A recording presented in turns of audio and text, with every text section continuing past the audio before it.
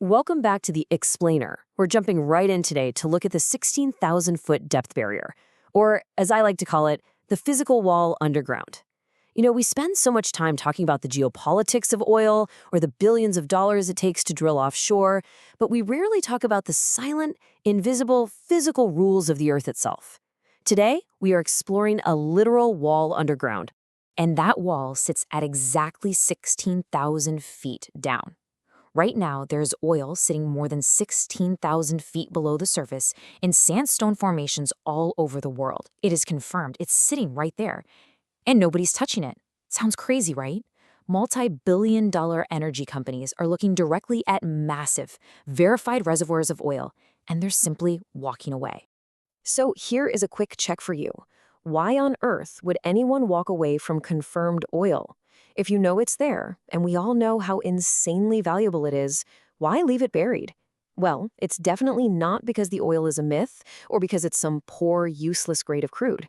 It's actually because the rock just won't let it out fast enough to pay for the well that found it. Imagine we're taking a conceptual descent underground. You see, most of the oil produced today is extracted by drilling into sandstone and limestone. At moderate depths, the rock behaves exactly the way we want it to. But as we keep going down, things change violently. Around that 16,000-foot mark, so roughly 5 kilometers deep, sandstone permeability drops off a cliff. The oil can no longer flow fast enough to be commercially extracted. It literally becomes a hard, unbreakable economic ceiling. To really wrap our heads around the complex physics happening down there, picture a normal kitchen sponge. Near the surface, it's full of big open holes, right? Water pours right through it. But now imagine stacking a literal mile of solid rock on top of that sponge. The sheer immense weight of that, which geologists call overburden pressure, crushes those open pores nearly shut. As depth increases, this intense pressure compacts the sandstone grains tighter and tighter. All right, let's move into part 2 to really grasp this, looking at porosity versus permeability. There's a massive lesson hiding in this depth barrier, and it dictates whether oil can even move in the first place. This rule applies to literally every formation you'll ever evaluate. We have to completely separate two ideas in our minds: a rock's ability to hold oil and its ability to release oil. They are totally different things. Assuming that a rock full of oil is automatically a great well target, well, that's a trap that has cost companies billions of dollars. Let's formally define these two, starting with porosity. Porosity is simply the pore volume divided by the total rock volume. It's a storage capacity. It's the empty space between the grains of rock where fluid can sit. Think of a jar filled with marbles. The empty space between those marbles, that's your porosity. But here is the big warning. Do not confuse oil is present with oil is producible. Just because a rock has incredibly high porosity does not mean you can actually get the oil out. And that brings us to our absolutely crucial second definition: permeability. Measured in units called millidarcies, permeability is all about the interconnectivity of those pore spaces. Unlike porosity, which is just storage capacity, permeability is the rock's flow capacity. It asks a simple question: are those empty spaces connected by tiny tunnels, or are they just isolated, trapped pockets? At 16,000 feet down, that massive overburden pressure crushes those tiny connecting tunnels, the pore throats, nearly flat.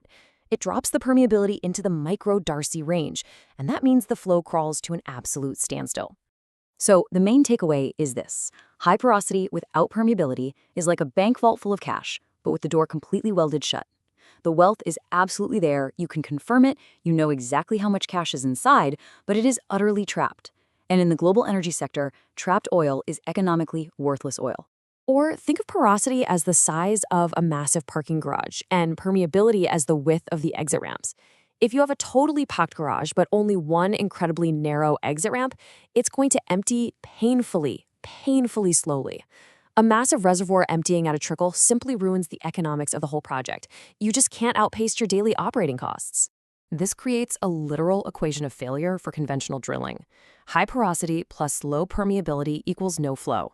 The storage capacity is excellent, but the flow capacity is completely dead. A conventional well simply won't work here. The oil will just sit there taunting you.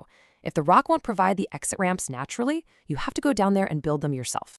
And this microscopic rock rule connects directly to a massive macro reality that you're probably already familiar with: the fracking solution. The entire shale revolution wasn't actually solving an oil shortage, it was solving a permeability problem. Shale rock has incredibly high porosity, but naturally it has near zero permeability. Fracking artificially creates the connectivity that the rock lacks. It is quite literally the high-pressure tool designed specifically to blow that welded vault door wide open. Okay, let's throw another quick check out there to see how we're tracking. Imagine you have two underground reservoirs holding the exact same identical volume of oil. One sits at 8,000 feet underground, the other sits at 18,000 feet underground. Which one gets developed first? The 8,000-foot well wins every single time.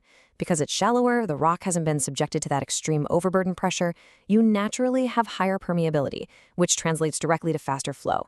And faster flow means lower risk and a much, much faster financial payback. The deeper you go, the more you have to fight the sheer physical limitations of the Earth, pushing you right up against that unbreakable economic ceiling. So we arrive at our absolute baseline rule for deep underground exploration.